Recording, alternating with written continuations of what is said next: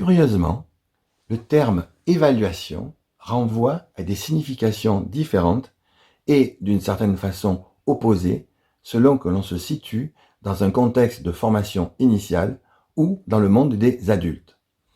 Alors voyons d'abord ce qu'il en est dans un contexte de formation initiale.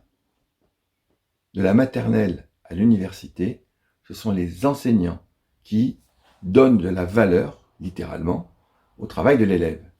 Exemple, les notes ou les appréciations sur les bulletins scolaires.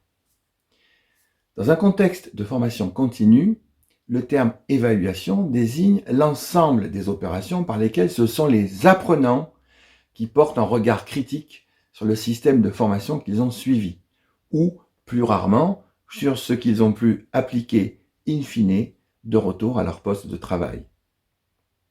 Alors voyons maintenant un exemple d'évaluation orale issue du monde du développement personnel.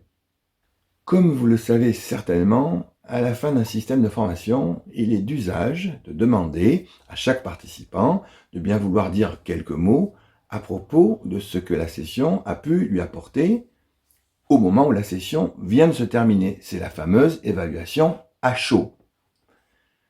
Alors tout le monde n'ayant pas forcément le même enthousiasme pour prendre la parole en public, ni la même énergie pour le faire en un pareil moment, il peut être utile de proposer à vos participants le petit plan de progression suivant que l'on peut écrire ou projeter au tableau.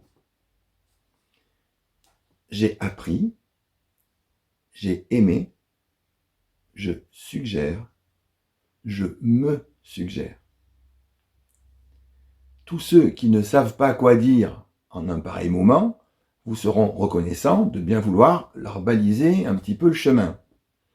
En outre, cela vous permet de sortir des témoignages souvent sympathiques, bien le dire, mais il faut aussi un peu l'avouer, assez peu aidants pour vous, à savoir toutes les phrases du type « oui, c'était bien, ça m'a bien plu, et mon seul regret, c'est que ça n'ait pas duré davantage. » Tous ces témoignages répétés invariablement par l'ensemble des participants à la queue leu-leu, on connaît, et ben voilà, je viens de vous donner un petit moyen pour essayer d'en sortir. Voilà.